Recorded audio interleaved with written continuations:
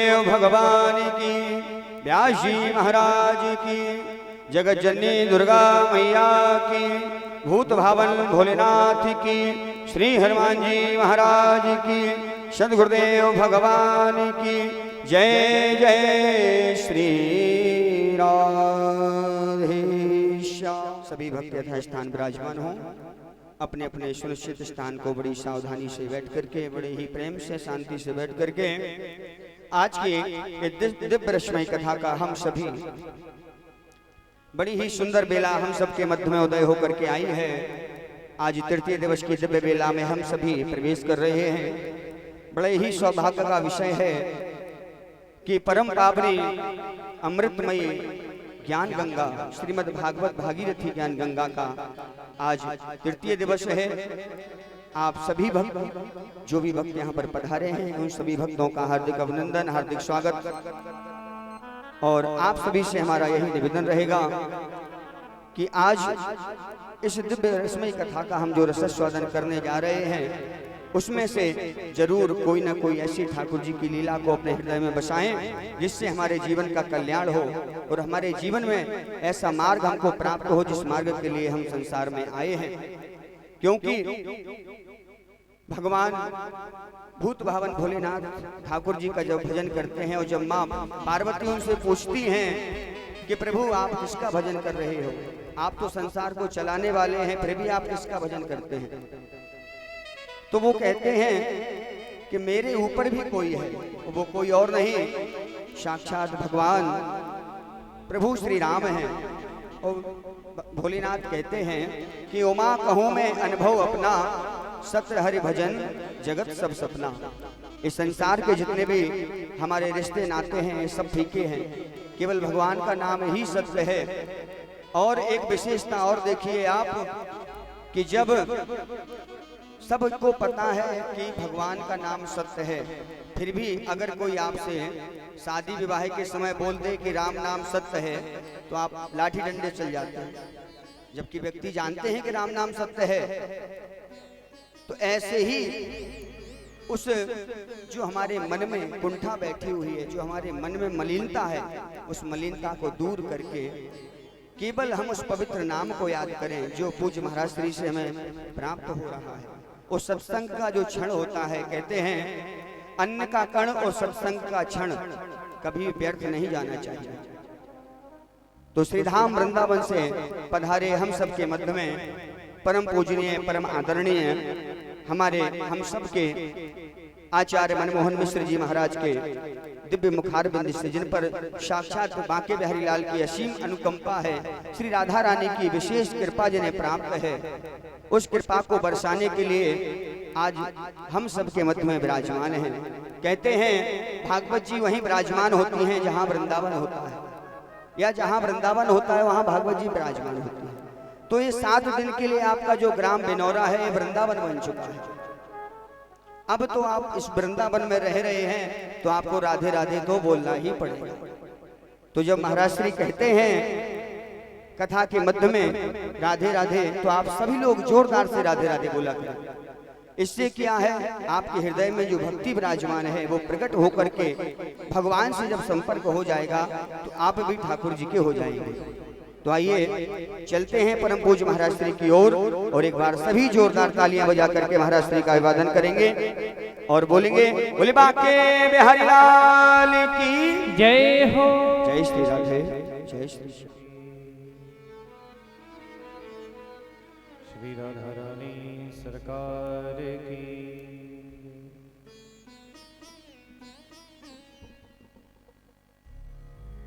श्री गणेशाय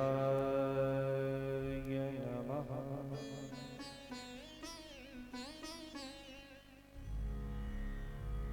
श्री गुरुचरणे कमलेभ्यो नमः।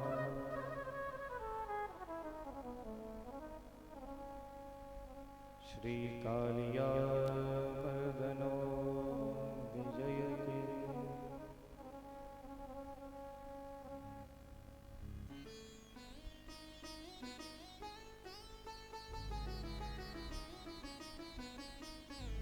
ध्येयं सदा परि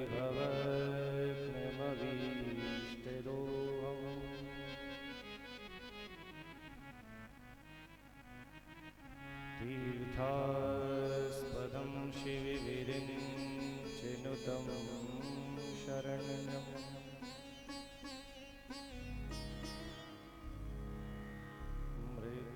मृत्यार्तिहं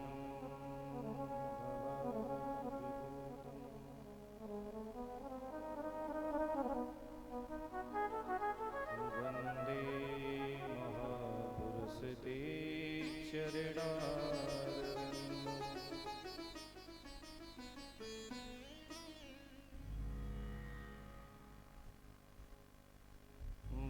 वरहापीडं नटवरवपुः कर्णयोः कर्णिकारम्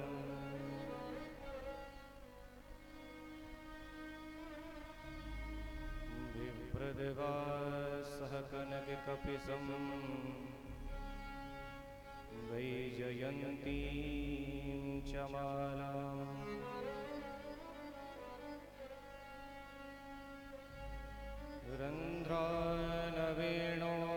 रन्ध्रानवेणोरधरसुधया पूरयन् गोपवृन्दैः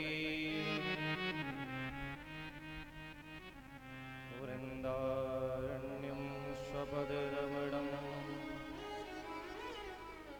प्राविशद्गीतकीर्तिः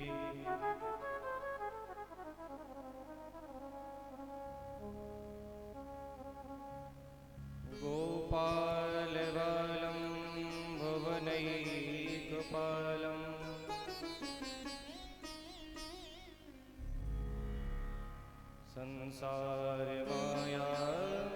संसारमायामतिमोहजा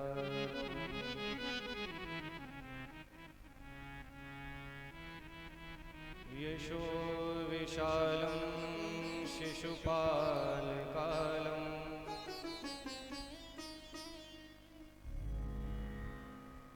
बालं मुकुन्दं मनसा स्मरामि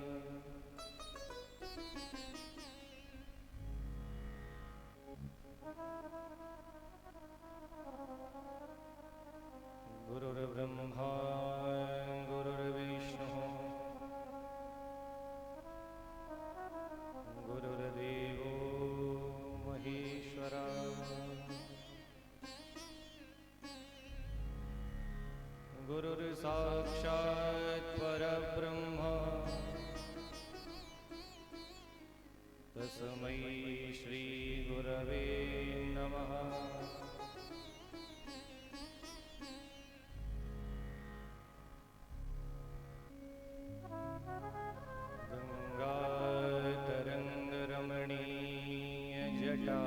गङ्गातरङ्गरमणीयजटाकलापम् गौरी निरन्तरविभूषितवामभागम्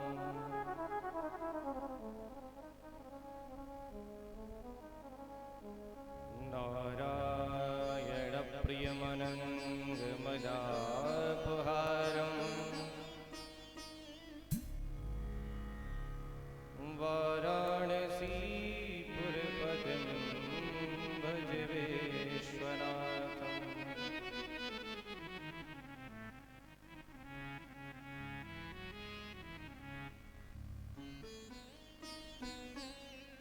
अतुलितबलधामं हेमशैलावदेहम्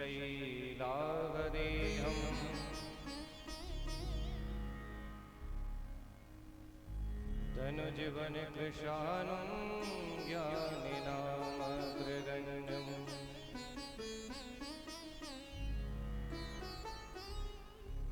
सकलगुणनिधानं वानराणाधीशम्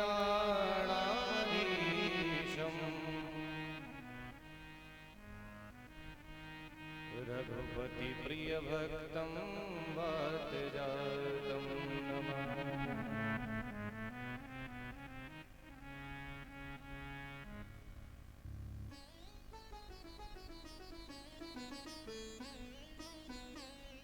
श्री राधे जो मेरी स्वामिनी,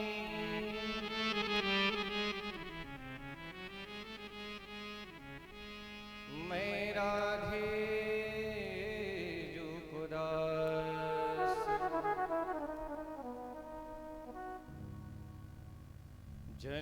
जन्म मोहि दीजियो, अपने चरणन में वास।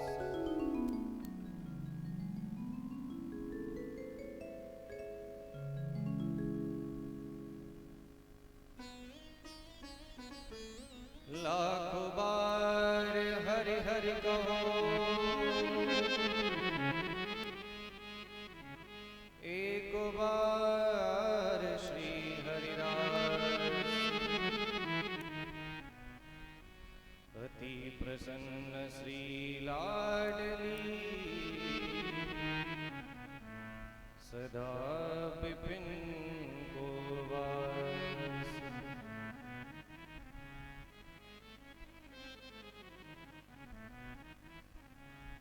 मेरो मन माणिक गिरवी धरयो,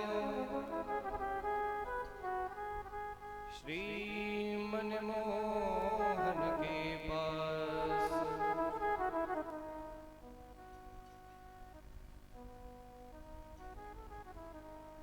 प्रेम ब्याज इतनो बढ़यो, कि न छूटन की आस।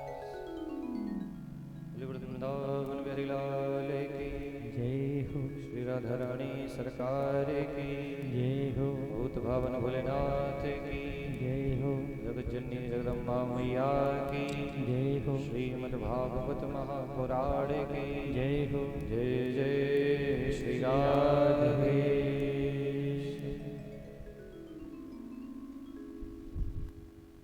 आइए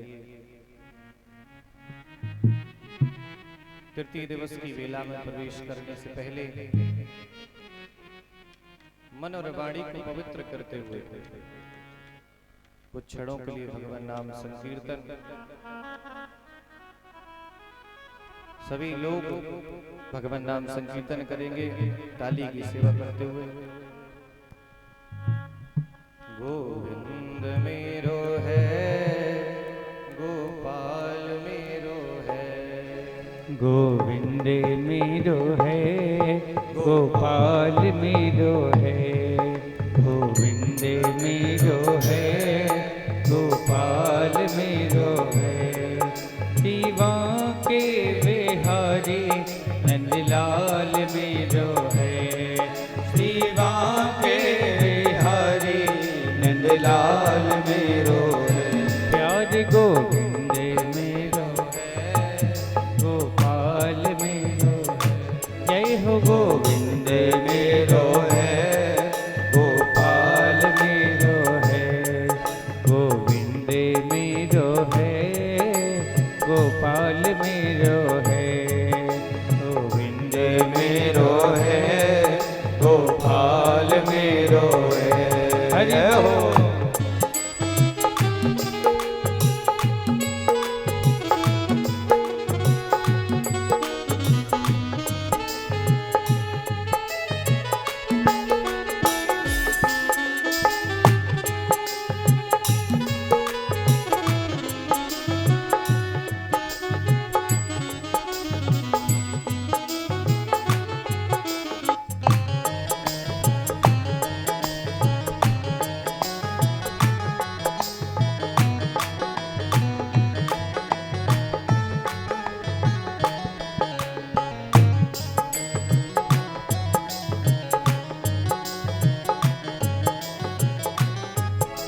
शिवा के बिहारी नंदलाल मेरो है, शिवा के बिहारी नंदलाल मेरो है, नंदलाल मेरो है, गोपाल मेरो है, नंदलाल मेरो है, गोपाल मेरो है। शिवा के बिहारी नंदलाल मेरो है, शिवा के बिहारी नंदलाल मेरो है। प्यार गोविंद मेरो है, गोपाल मेरो है, गोविंद मेरो है, गोपाल मेरो है। प्यार गोविंद मेरो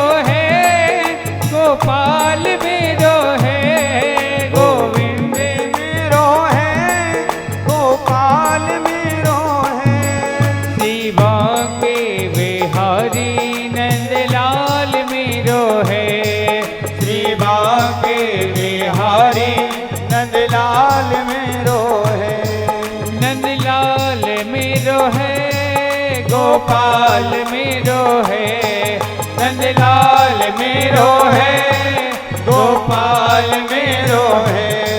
सेवा के बिहारी नंदलाल मेरो है, सेवा के बिहारी नंदलाल मेरो है। प्यार गोविंद मेरो है, गोपाल मेरो है, गोविंद मेरो है, गोपाल मेरो है, गोविंद मेरो है, गोपाल मेरो है, गोविंद मेरो है, गोपाल मेरो है। प्यारे नंदलाल मेरो है, गोपाल मेरो है, नंदलाल मेरो है, गोपाल मेरो है, नंदलाल मेरो है, गोपाल मेरो है, गोविंद मेरो है, गोपाल मेरो है, गोविंद मेरो है, गोपाल मेरो है, नंदलाल मेरो है, गोपाल मेरो है। शिवा के बिहारी नंदलाल गोपाल मेरो है। श्री राधे। परम मंगलमय श्रीमद् भागवत महापुराण परमहंस संहिता वैष्णव संतों का परम धन श्रीमद् भागवत अकारण कारण वर्णालय भक्तवांछा कल्पतरो राधारमण बालाहरण चित्तहरण केवलाहार निर्विकार निर्विकल्प। श्री सुखदेव जी महाराज राजा परीक्षित को प्रभु के पावन सप्ताहवधि से पावन चरित्रों का वर्णन कर रहे हैं। प्रेम से कहिए जय श्री राधा। मंच पर आसीन सभी विप्रवृंद एवं हमारे संगीत वर्ग के भाई बंधु, वर्णित विप्रदेव, समस्त श्रोता बंधु, मातृशक्ति सभी को मेरी जय श्री कृष्ण।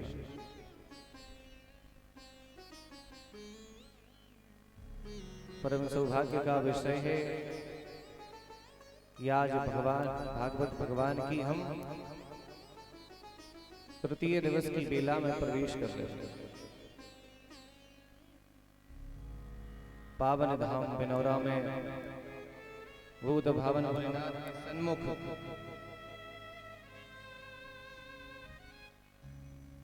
मां जगज्जननी जगदम्बा विराजमान, ऐसा दिव्य स्थान और परीक्षित जी जैसे हमारे श्रोता बंधु यहाँ विराजमान हैं।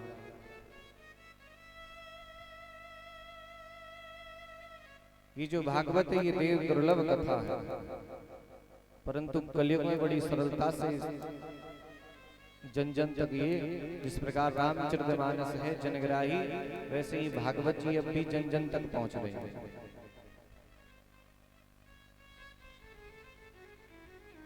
भागवत जी का सेवन कैसा हो गया? सदा सेव्या श्रीमद् भागवती कथा, इसका सेवन सदा करते रहो। ये क्या है? ये रसमालय, पिबत भागवतम रसमालय, ये रसों का आलय है। बोले कब तक पियो? बोले जब तक जियो तब तक पियो। ऐसी ये श्रीमद् भागवत कथा वैष्णव सेवतानुगमन, और ये वैष्णव संतों का परम धन है श्रीमद् भागवत। कल की सुंदर कथा में किस प्रकार से कलयुग का आगमन हुआ। जब हमारे ठाकुर जी अपने साकेत को पधार गए, राजा परीक्षित से कलयुग बोला अब मेरा समय आ गया।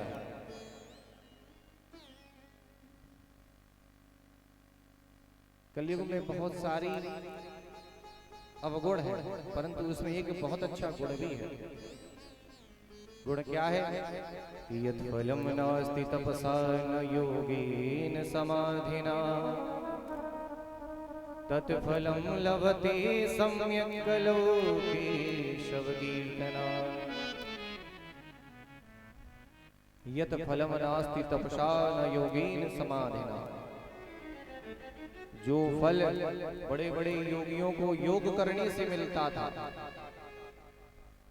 जो फल बड़े बड़े तपस्वियों को तप करने से मिलता था,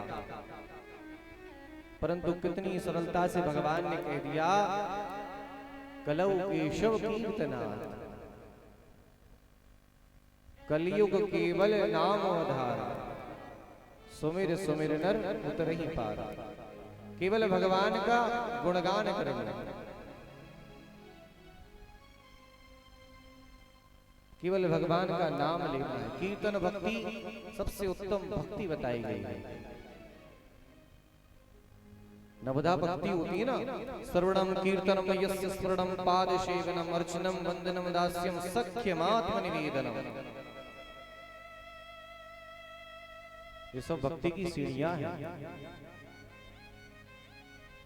परंतु भैया कलयुग का समय कैसा है कि भक्त और भगवान तो दूर दूर तक नहीं है, आसपास जाती है भगवान के मंदिर में भगवान के चरणों को देखने, परंतु उनका मन कहाँ रहता है? अपने चरणों पर। अपने चरणों पर कैसे? बोले बाहर भैया हमारे जूते उतरे वरना कोई ले जाए। गए भगवान के चरण देखने, परंतु मन कहाँ लगा है? अपने चरणों पर। ऐसी स्थिति है कलयुग की। परंतु फिर भी भक्तों के लिए बड़ी सरलता से भगवान ने कह दिया कि जाओ केवल नाम संकीर्तन करो बस। ध्रुव जी महाराज ने, अभी कथा आएगी ना, ध्रुव जी महाराज की 5 वर्ष की आयु में 5 महीने में सिर्फ ठाकुर जी को पा लिया था। तो सोचिए आप, ज्यादा दूर नहीं थे ध्रुव जी महाराज, यही कानपुर के थे। कानपुर नगरी है ध्रुव जी महाराज की।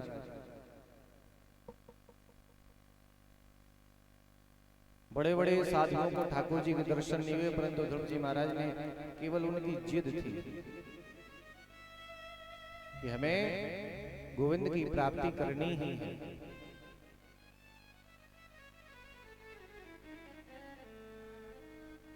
अब भैया जिद क्या है? अब तो केवल ये कि भैया धन कमाना है, अपना वैभव बढ़ाना है, हमारा साम्राज्य हो सब जगह। भगवान का तो बात मत देखिए।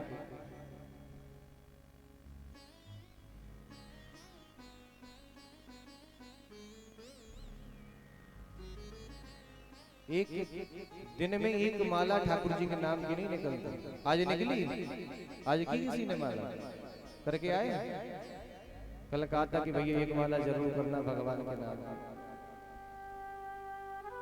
अब भैया 24 घंटे में से 8 घंटे फोन में दे देते, परंतु भगवान को नहीं देते। 1 घंटा छोड़ो, 10 मिनट नहीं देते लोग।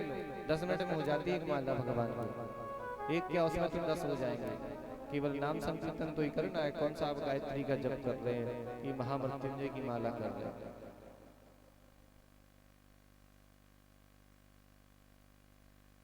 बताइए की किसी ने माला? कल वो सबने कहा था कि हम करके आएंगे एक एक माला। प्रेम से कहिए जय श्री राधे। भैया नाम लेते रहो, कम से कम बाद में नहीं लेते। कथा पंडाल में बैठे हो तब तक तो लो ही। राधा राधा नाम को सपने में जो ले, ताक मोहन सांवरो झट अपनो कर ले। अब घर पे तुम्हें पता है, आप पता है कि भैया जाओगे और अपने अपने कोई फोन में लग जाएंगे, कोई इकाई में लग जाएंगे, कोई खेत पे जा रहे हैं, कोई गैया देख रहे हैं। तो कम से कम जब तक यहाँ बैठो तब तक ठाकुर जी का नाम लेते रहो। प्रेम से किए जय श्री राधे। छोटा सा नाम है मेरे ठाकुर जी का, राधे। राधे मतलब राह दे। भगवान क्या देते हैं? राह देते हैं। राह कहाँ जाती है? मेरे ठाकुर जी तक जाती है वो राह, ऐसी राह।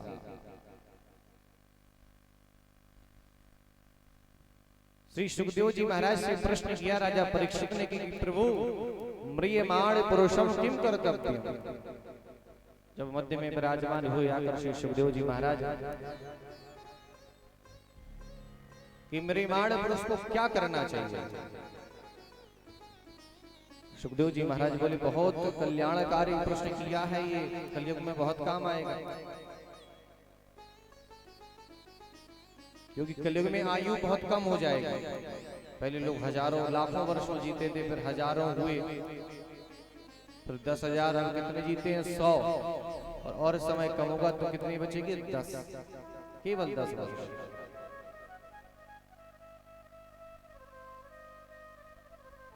और उसकी मुक्ति क्या है? बोले 7 दिन में भागवत जी की शरण में वो आएगा। इस प्रकार धुंधकारी जैसे प्रेत पीड़ा विनाशनी। भागवत जी ने किसका तरन तारण किया? धुंधकारी जैसे महाप्रेत का, महापापी का। तो सभी ठाकुर जी की चरणों में ध्यान करते हुए भागवत जी की शरण सबके लिए सर्वोत्तम है, समस्त मनुष्यों के लिए ये सबसे सरल साधन है। ज्यादा कुछ नहीं करना है, केवल बस ठाकुर जी की कथा श्रवण करनी है और भागवत जी को अपने घर में विराजमान करना है। एक संत रहा करते थे श्री धाम वृंदावन में, नाम था उनका ईश्वरदास जी महाराज। यमुना जी के तट पे रहा करते थे। कुछ समय पूर्व की बात है,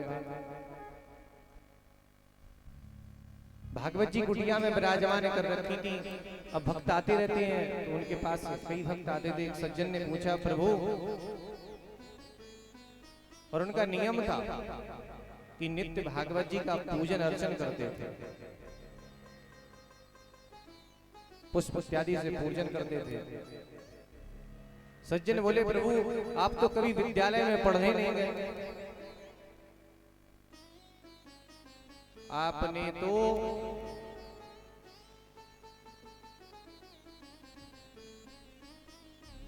आप कभी किसी विद्यालय में पढ़ने नहीं गए, आप तो हिंदी पढ़ना भी नहीं जानते, आप श्लोक कैसे पढ़ते हैं?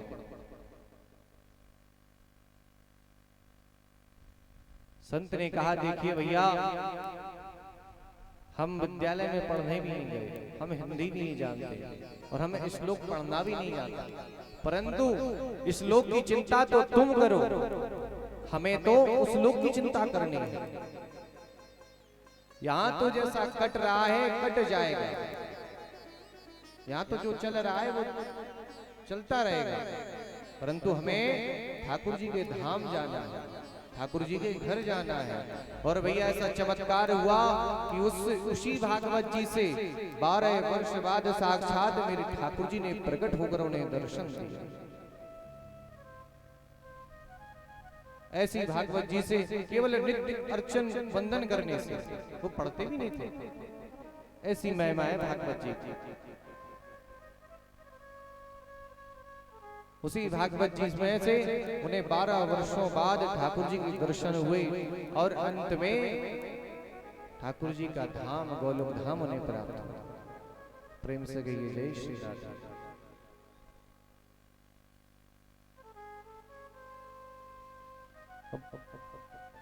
एक सज्जन थे, अपने बालक को विद्यालय में ले गए भर्ती कराने के लिए गुरुकुल में। गुरुजी से बोले गुरुजी ये तो जन्मजात प्रतिभाशाली है, परंतु फिर भी हमें से रख देते हैं, कुछ तो सीख जाएगा। इतना अभिमान पिता को अपने पुत्र पर। गुरुजी बोले अच्छा जन्म से प्रतिभाशाली है फिर भी विद्यालय में? बोले हाँ कुछ रहेगा, थोड़ा बहुत सीख जाएगा। रख दिया। बोले इसमें सब गुण ही गुण है।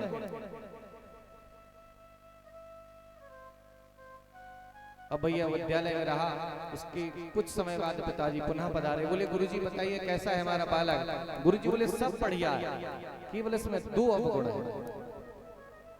100 में से केवल 2 अवगुण है, बाकी सब ही गुण है इसमें। बोले क्या 2 अवगुण है?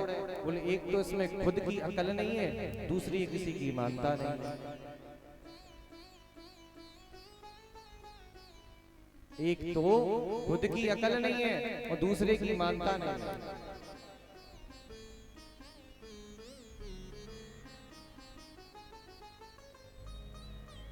कहने का तात्पर्य बंधु, हम जानते भी नहीं है और किसी को मानते भी नहीं। या तो इतना ज्ञान हो, और कई लोग तो भैया जानते हुए भी अपराध करते हैं, जानते हुए भी। वो जानते हैं अपने माता पिता का अनादर कर रहे हैं, अपमान कर रहे हैं, फिर भी वो कहते हैं क्या करें प्रभु, ग्रस्त में रहते हैं, ऐसा होता रहता है हमारे साथ। बोले हम गृहस्थी हैं। अरे भैया गृहस्थी हो तो इसका मतलब ये थोड़ी कि आपने माता पिता का अपमान करें।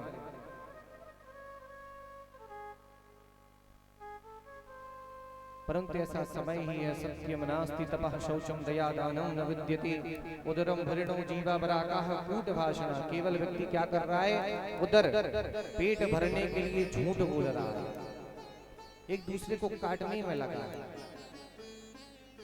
बस कैसे ही फंस जाएगा। यजमान सोच रहा ब्राह्मण बढ़िया सस्ते मिल जाए, ब्राह्मण सोच रहा है यजमान बढ़िया धनाढ्य मिल जाए। ऐसी स्थिति है, ऐसे ही सब संतों की स्थितियां हैं। काम क्रोध महालोभ तृष्णा व्याकुल चेतसा तेपि तिष्ठन्ति तपसि तपः सारस्ततो गतः।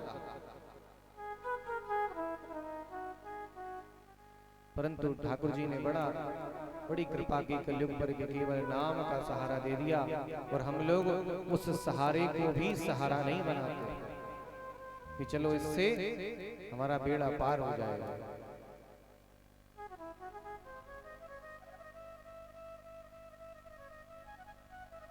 म्रियमाण पुरुषों किम कर्तव्यम, सुंदर प्रश्न किया। तो श्री सुखदेव जी महाराज बोले, वरीयानि शेति पृष्ठः कृतो लोक हितम वपुः।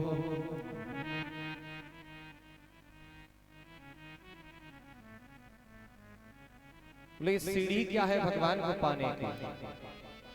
सबसे पहले जितेंद्रियो जित श्वासो जित संगो। बोले अपनी इंद्रियों को वश में कैसे करें, अपने श्वास को कैसे जीते। पंच कर्मेंद्रिय पंच ज्ञानेंद्रिय एक मन। इसके लिए बोले सबसे पहले आसन को सिद्ध करो। आसन भैया कैसे सिद्ध होगा, देख लीजिए आप आसन कैसे। थोड़ी देर यहाँ बैठते हैं, फिर पलटी मार देते हैं, फिर यहाँ बैठते हैं, फिर पलटी मार देते हैं। चलो जो बूढ़े पुराने हैं वो तो शरीर ऐसा है कि ऐसी स्थिति आ गई, परंतु जो नव युवक हैं उनकी भी यही स्थितियां हैं कि एक आसन में बैठा नहीं जाता। आसन और वासन दोनों हमेशा सिद्ध होने चाहिए। अपने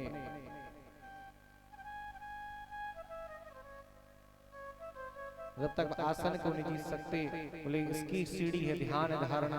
आगे अष्टांग योग के बारे में बताया ना, यम नियम प्राणायाम प्रत्याहार ध्यान धारणा।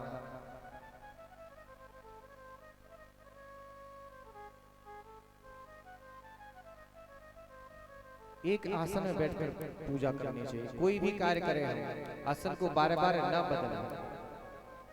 जित संग, बोले संग किसका करें? हम लोग कहते भैया हम तो सत्संग करके आए।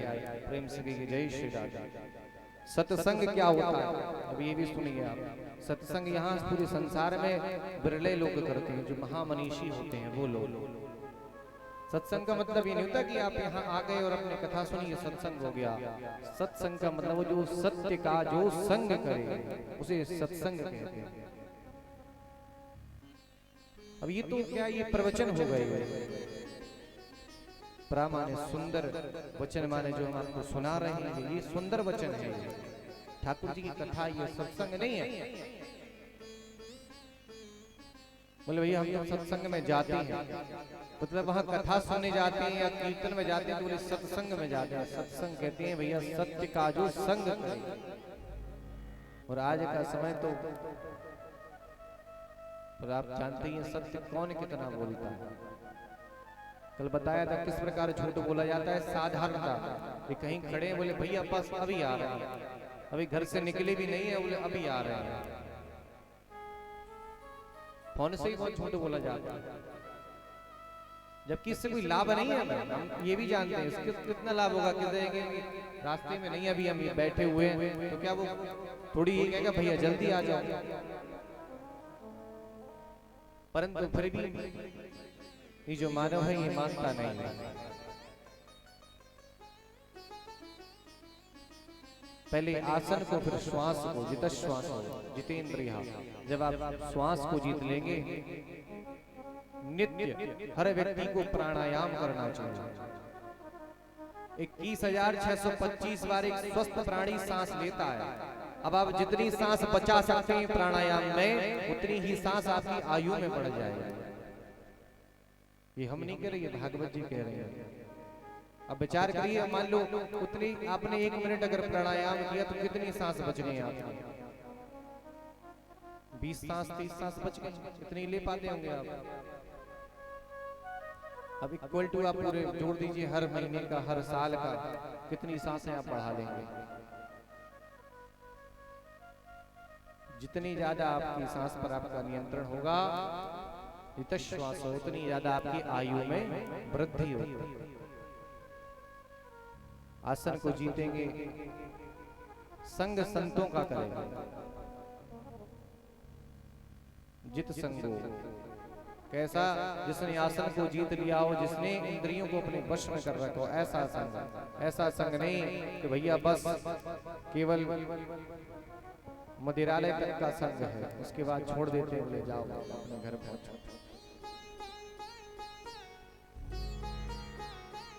ऐसे लोगों का संग करें जो आपको भगवान तक ले जाए, ठाकुर जी तक ले जाए।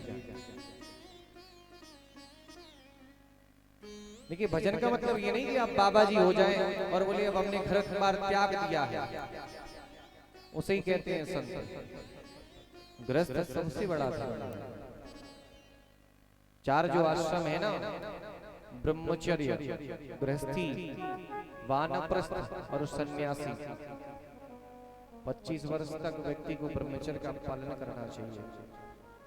25 से 50 में उसे गृहस्थी की धर्म का पालन करना चाहिए, और 50 से 75 में वानप्रस्थ, और वानप्रस्थ के बाद दंड सन्यास। ये हमारे सनातन धर्म में 4 आश्रम है, परंतु अभी इनका पालन नहीं होता। सन्यासी तो किसी भी आयु में बन जाता है, आयु का कोई प्रावधान नहीं रहा। कभी भी बोले भैया जब अवस्था देखी बस चल दिए, बोले बाबा जी होंगे, अब कहीं कुछ ना है। अब घर बार में बोले मन ना लग रहा, घर बारे हमें रोटी ना दे रहे, बाबा जी बनेंगे, बढ़िया चकाचक रहेंगे, वहीं आनंद लेंगे।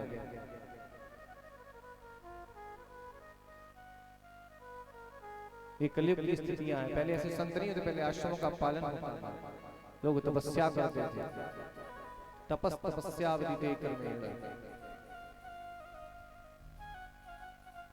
तस्मादेकीन भगवान सात्वतामति।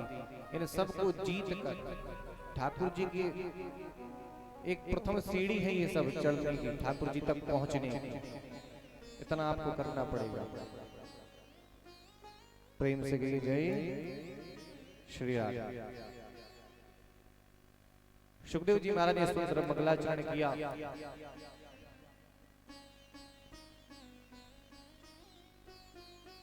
भगवान की सुंदर कथा प्रारंभ हुई। सर्वप्रथम भगवान की विराट स्वरूप का वर्णन किया कि पातालमितस्य हि पादमूलम् पार्ष्णे प्रपदे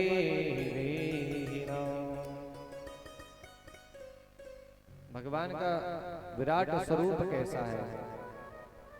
पातालमितस्य हि पादमूलम्। भगवान के जो पैर हैं वो जितने भी लोग हैं, तल वितल रसातल सुतल, सब ठाकुर जी के चरण से ही। उसमें भी आता है यजुर्वेद की संहिता है रुद्राष्टाध्याय, इसमें वर्णन किया है कि सहस्त्र शीर्षा पुरुषः सहस्राक्ष सहस्त्रपाद। ब्राह्मणोस्य मुखमासीद बाहु राजन्यः कृतः ऊरु तदस्य जतवैश्यः पदव्याग्वं शूद्रो वजायतो। ये जो 4 वर्ण है ये ठाकुर जी कहाँ से बोले? ब्राह्मण मुख से है। ब्राह्मणोस्य मुखमासीद, इसलिए अग्निमुख कहा गया ब्राह्मण। ये सब पचा लेते हैं या कुछ भी दे दो। देखें वो ब्राह्मण कैसा हो? बोले त्रिकाल संध्या वाला, जो तीनों कालों की संध्या करता हो।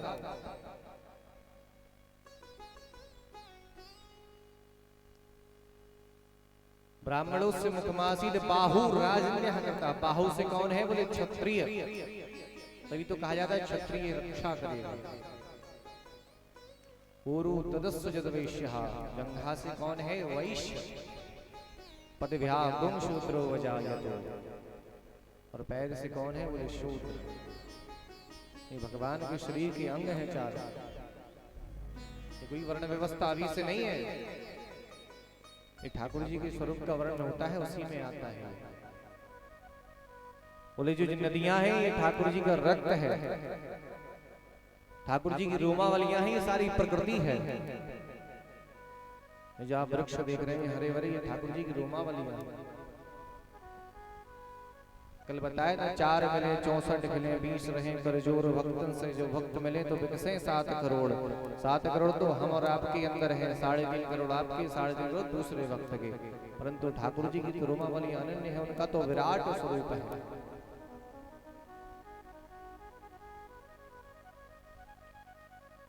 ठाकुर जी की विराट स्वरूप का वर्णन किया। राजा परीक्षित ने प्रश्न किया कि महाराज सुना है हमारे पूर्वजों की बड़ी सहायता की है ठाकुर जी ने, हमारे जो पूर्वज थे उनकी ठाकुर जी की बड़ी कृपा रही है उन पर। तो इस संदर्भ में ठाकुर जी ने बड़ी सुंदर कथा सुनाई। श्री सुखदेव जी महाराज ने विदुर उद्धव संवाद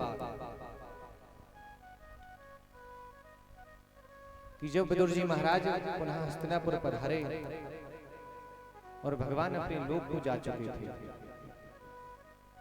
उद्धव जी महाराज से मुलाकात हुई। उद्धव जी महाराज ने विदुर जी से कहा कि प्रभु आपको ठाकुर जी ने जाते जाते याद किया।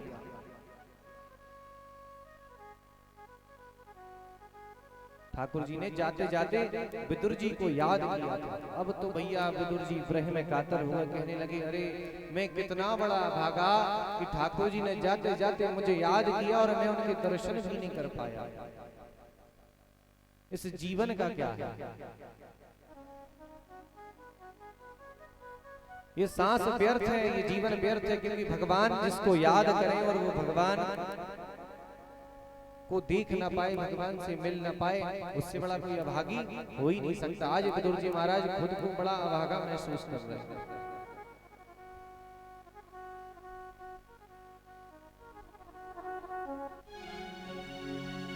शिवा की बिहारी लाल की जय हो, हर सांस में हो सुमिरन तेरा, यूं बीत जाए जीवन मेरा। हर सांस में हो सुमिरन तेरा, यूं बीत जाए जीवन मेरा। हर सांस में हो सुमिरन तेरा। सभी भक्त मिलकर गाएंगे। जाए जीवन मेरा, प्यारे यूं बीत जाए जीवन मेरा। यूं बीत जाए जीवन मेरा। तेरी पूजा करते करते, तेरी पूजा करते बीते सांझ और सवेरा। हर सांस में हो सुमिरन तेरा, यूं बीत जाए जीवन मेरा। मेरा, हर सांस में हो सुमिरन तेरा, यूं बीत जाए जीवन मेरा। जय हो।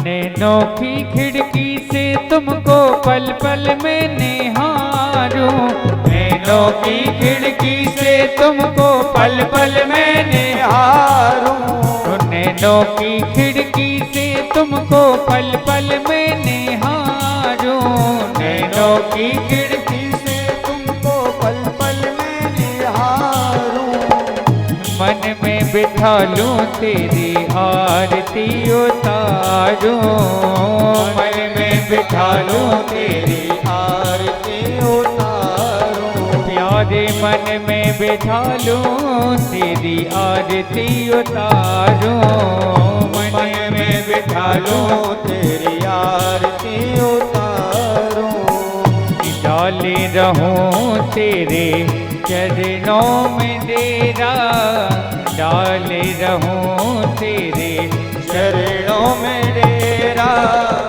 यूं बीत जाए जीवन मेरा, हर सांस में हो सुमिरन तेरा, यूं बीत जाए जीवन मेरा। प्यारे हर सांस में हो सुमिरन तेरा, यूं बीत जाए जीवन मेरा, हर सांस में हो सुमिरन तेरा, यूं बीत जाए जीवन मेरा।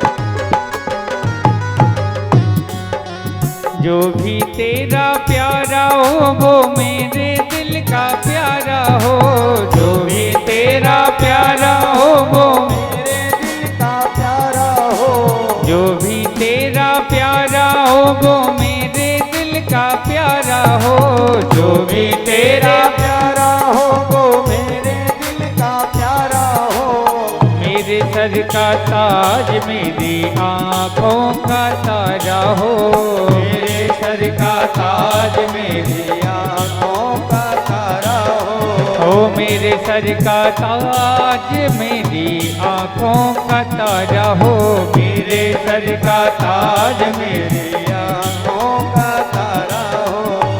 सब में निहारूं रूपे सुनहरा, सब में निहारूं रूपे सुनहरा, यूं बीत जाए जीवन मेरा, हर सांस में हो सुमिरन तेरा, यूं बीत जाए जीवन मेरा, हर सांस में हो सुमिरन तेरा, यूं बीत जाए जीवन मेरा, हर सांस में हो सुमिरन तेरा, यूं बीत जाए जीवन मेरा, यूं बीत जाए हो, यूं बीत जाए प्यारे क्यों बीत जाए जीवन मेरा। वृंदावन बिहारी लाल की जय हो। श्री राधा रानी सरकार की जय हो। भूत भावन भोलेनाथ की जय हो। श्रीमद् भागवत महापुराण की जय हो। जय श्री राधे सरकार की बिनौरा धाम के भक्तों की जय जय श्री राधे। प्रेम से कहिए जय श्री राधे। भैया निवेदन है सबसे बालकों से कृपया थोड़ा मौन रहे। वैसे वो मानते तो नहीं है परंतु प्रयास किया जा सकता है कि बाल लीला का दर्शन कराया उद्धव जी महाराज ने। उद्धव जी कौन है? ये भगवान के मित्र थे और जब से ठाकुर जी के मित्र बने ठाकुर जी का साथ नहीं छुआ। मित्रता की परिभाषा उद्धव जी महाराज से सीखी। और बताएं आपको ये जो कथा हुई थी ये सर्वप्रथम उद्धव जी महाराज ने वज्रनाभ जी को सुनाई थी। जहां ये वृंदावन है, वृंदावन में एक स्थान है कालिया मर्द मंदिर, जहां पर हम ठाकुर जी की सेवा करते हैं, जहां पर मेरा स्थान निवास स्थान है वो भगवान के नाती वज्रनाभ जी द्वारा स्थापित विग्रह है। बहुत सुंदर विग्रह है। ठाकुर जी को लपेट रखा है फनों से कालिया नाग ने और भगवान ऐसे गले में हाथ डाले मुष्टिक का प्रहार कर रहे हैं उसके ऊपर। और विग्रह की स्थापना किसने की है? जो वृंदावन को पुनः बसाया गया, जब भगवान यहाँ से चले गए थे अपने साकेत, तो वृंदावन को पुनः बसाया गया।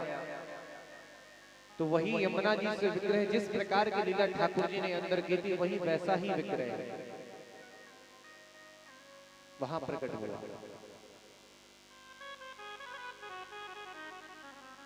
वही वज्रनाभ जी ने सर्वप्रथम भागवत श्रवण की थी श्री उद्धव जी के महाराज के मुखारविंद से। कहां पर? कुसुम सरोवर में।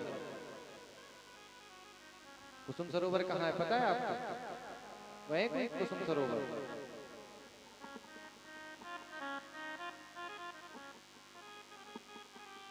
हाँ सही कह रहे हैं भैया। ये तो अटरिया मुसमरिया अटरा कला बाबाई ये इनकी सीमाएं हैं और ज्यादा से ज्यादा ककारा ककारा से हो रही और यही इनका पूर्ण विराम। प्रेम से जय श्री राधे। पग पवित्र तीरथ गमन कर पवित्र दिए दान, मुख पवित्र हो गया भज लो श्री राम। पग पवित्र तीर्थ गमन कर। पग कैसे पवित्र होते हैं? बोले तीर्थों में भ्रमण करने से। पवित्र दिए दान, और दान तो भैया फिर दान चलते ही हैं आप लोग। मुख पवित्र हो गया भजलो राधेश्याम। मुख कैसे पवित्र होता है? भगवान के कीर्तन से।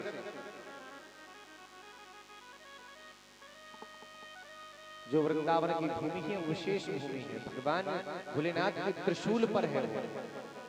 वहां कभी प्रलय नहीं आ सकता।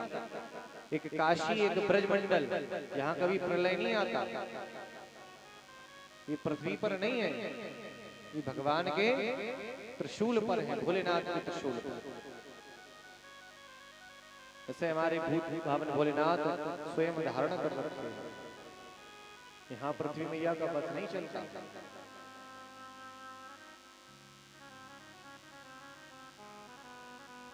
प्रेम से कहिए जय। सुंदर बाल लीला का दर्शन कराया उद्धव जी महाराज ने विदुर जी महाराज को। विदुर जी महाराज कहाँ पधारे हैं? मैत्री मुनि के आश्रम पर।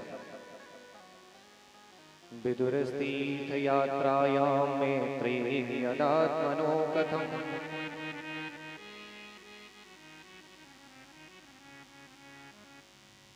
विदुर जी महाराज मैत्री मुनि के पास पधारे। मैत्री मुनि ने उठकर विदुर जी महाराज को सुंदर आसन दिया, क्योंकि जो संत होते हैं वो सम्मान करना जानते हैं। अब भैया पद प्रतिष्ठा नहीं रही, अब तो केवल कुर्सी का खेल है, परंतु उस समय ऋषियों की भूमि थी, तो ऋषि एक दूसरे की मान सम्मान पद प्रतिष्ठा का ध्यान रखते थे। अब तो छोटा बैठा है, बड़ा नीचे बैठा है, छोटा कुर्सी पे बैठा है, ऐसी स्थिति हो गई। पिताजी पंखे में भी नहीं है, उन्हें तो कमरे में पड़े हुए हैं, और पुत्र एसी में सो रहा है। महाराज गरीबी में पड़े हैं और आप आनंद ले रहे हैं, ऐसी व्यवस्था हो गई है। तो बोले महाराज जी को दूर रखो कहीं पर, बिल्कुल एकांत में व्यवस्था रखो।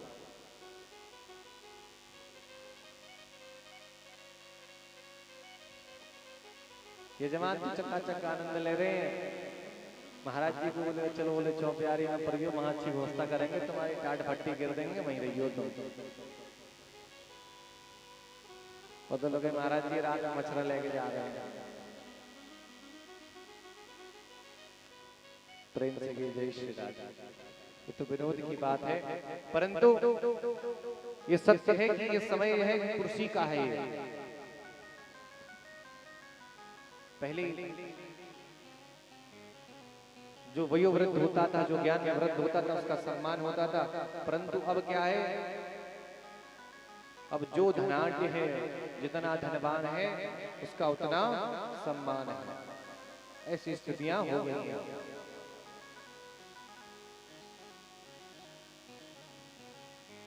श्री विदुर जी महाराज ने प्रश्न किया मैत्रेय जी से कि प्रभु, इस संसार में लोग जो आते हैं वो करते तो सुख के लिए है, परंतु दुख क्यों मिलता है? सुखाय कर्माणि लोको दुखंति देख रहा हो कि व्यक्ति काम तो सुख के लिए करता है ना, कि मुझे सुख मिलेगा, परंतु उसकी परिणाम दुख क्यों मिलता है? मैत्रेय जी बोले महाराज ने बड़ा सुंदर प्रश्न किया है।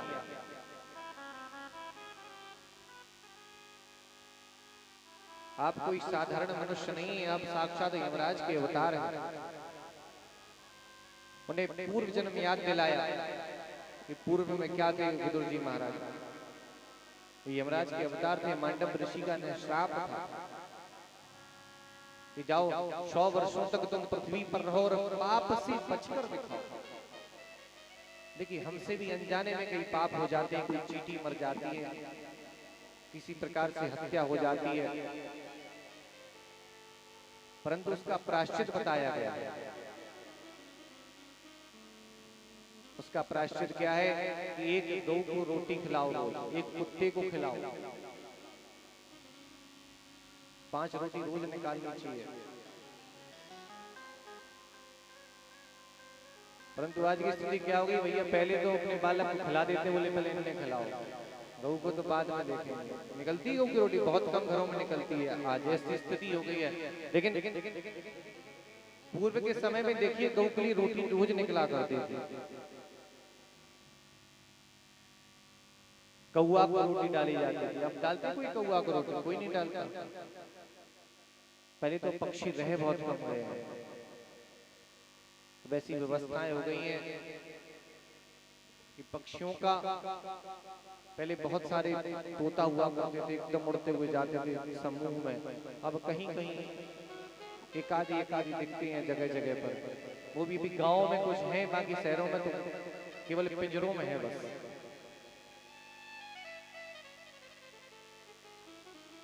मैत्रेय जी महाराज बोले प्रभु ये दुखालय है, ये दुखों का घर है।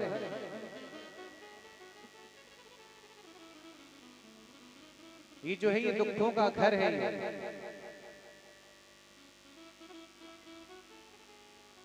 और जब आप कांटों के घर में होंगे तो स्वाभाविक सी बात है कि कांटों पर ही चलना पड़ेगा आपको। सुख के लिए की गई कामना दुख में परिवर्तित हो जाती है।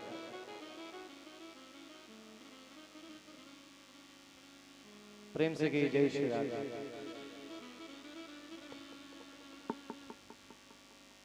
हमारे भैया पधारे हैं उरई से, अभय द्विवेदी जी, इनका बहुत बहुत स्वागत है इस मंच से जोरदार। श्री राधे राधे गोविंदे गोविंदे राधे राधे राधे गोविंदे गोविंद राधे गोविंद राधे राधे गोपाल राधे गोविंद राधे राधे गोपाल राधे राधे राधे गोविंद गोविंद राधे राधे राधे गोविंद गोविंद राधे गोविंद राधे राधे गोपाल राधे गोविंद राधे राधे गोपाल राधे गोविंद राधे राधे गोपाल राधे गोविंद राधे राधे गोपाल राधे गोविंद राधे राधे गोपाल राधे गोविंद राधे राधे गोपाल राधे राधे राधे गोविंद गोविंद राधे राधे राधे गोविंद गोविंद राधे।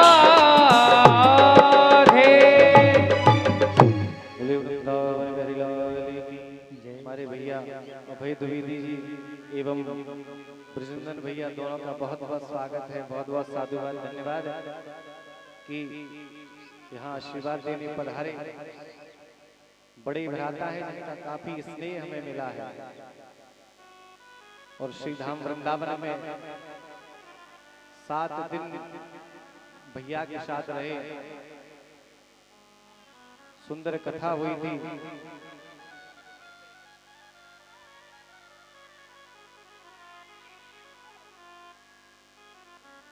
वृंदावन बिहारी लाल की जय हो, श्री राधा रानी सरकार की जय हो। श्री विदुर जी महाराज ने सुंदर प्रश्न किया कि प्रभु सुखाय कर्माणि लोको गृहन्ति, कि ये जो संसार में लोग हैं ये सुख के लिए आते हैं, परंतु उन्हें दुख क्यों मिलता है?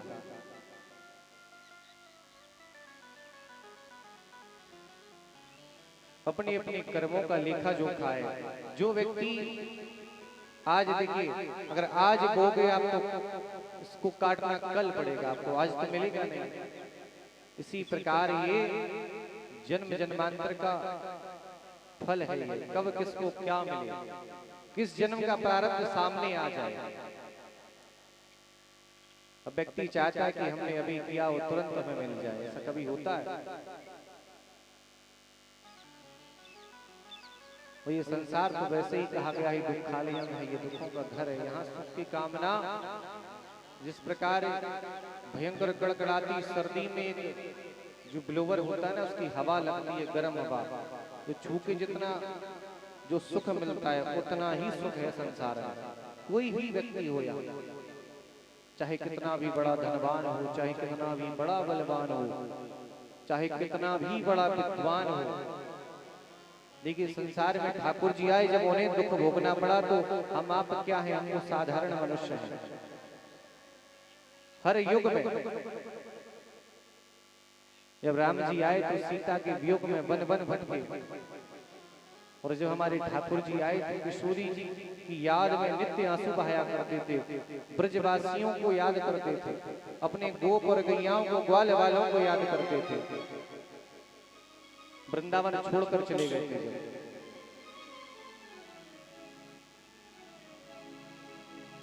अपनी सिया को प्राण प्रिया को पग पग ढूंढे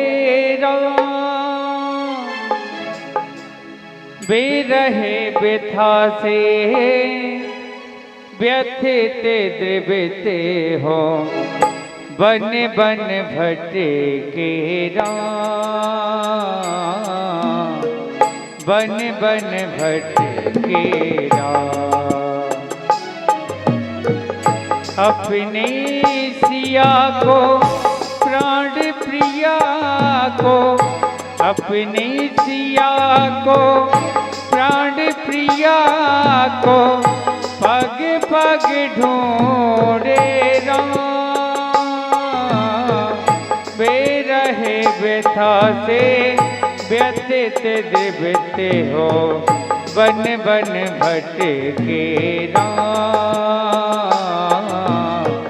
बन बन भटके राम, प्यारे बन बन भटके राम, बन बन भटके राम।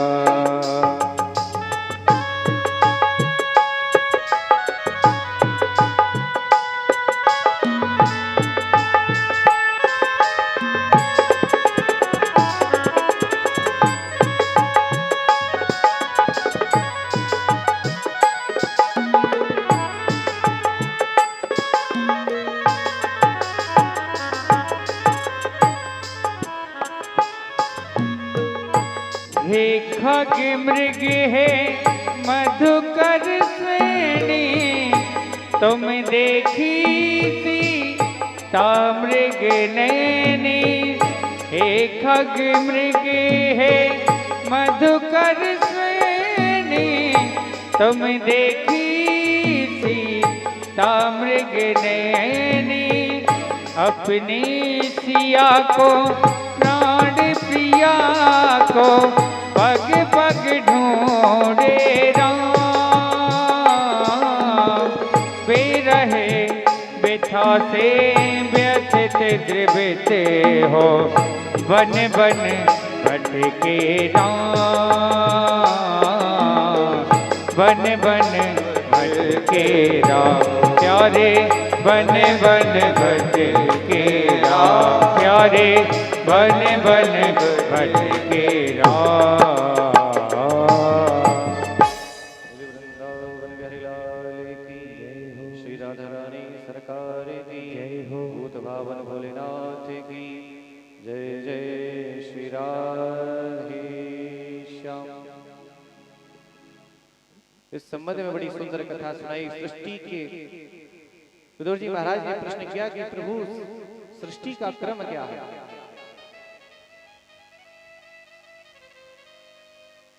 कि सृष्टि उपक्रमो क्रमो जातो मैत्रेयरात्मनो कथम, तीनं ब्रह्मा नारायणो।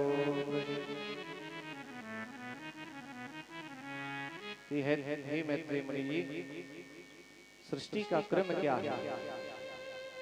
तो सुंदर सृष्टि का वर्णन करते हैं कि महाराज नारायण से कमल कमल की नाभि से ब्रह्मा जी की उत्पत्ति हुई, और ब्रह्मा जी जब आए तो देखा मेरी उत्पत्ति कहां से हुई, ये जानने के लिए हजारों वर्षों तक उसी कमल में भ्रमण करते रहे।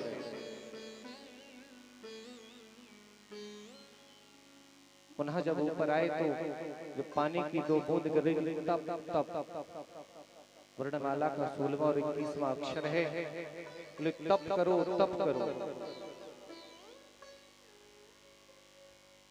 ब्रह्मा जी ने तप किया, 10,000 वर्ष तप किया, तब जाकर नारायण ने दर्शन दिया। भगवान के विराट स्वरूप का दर्शन करते ही उनकी स्मृति आ गई। उन्होंने आदेश दिया कि जाओ मानवीय सृष्टि करो। तो ब्रह्मा जी ने सर्वप्रथम मानवीय सृष्टि में सनक सनंदन सनातन सनत कुमार को उत्पन्न किया। परंतु जैसे ही वो आए तो कहने लगे हरि शरणम, मैं मानवीय सृष्टि नहीं कर सकता, मेरा जन्म सिर्फ हरि शरण के लिए हुआ।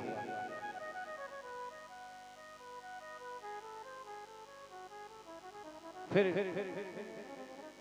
ब्रह्मा जी ने 9 ऋषियों की उत्पत्ति हुई और छाया से करदम जी महाराज,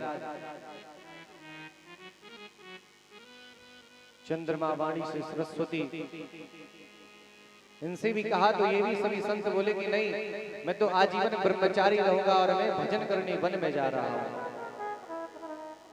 अब तो भैया ब्रह्मा जी को क्रोध आया, तो क्रोध से जैसे भ्रकुटी ऊपर हुई तो भ्रकुटू से हमारे कौन आए, भगवान रुद्र, बोलो रुद्र भगवान की जय हो। अब भैया रुद्र कहा कि जाओ तुम जाकर सृष्टि करो। तो जैसे ही भोलेनाथ ने सृष्टि बनाना प्रारंभ किया तो भैया वो तो उनकी तो भूत प्रेत की सृष्टि, कोई के हाथ है, कहीं के पांव है, कहीं के मुख है, ऐसी सृष्टि। ब्रह्मा जी बोले बात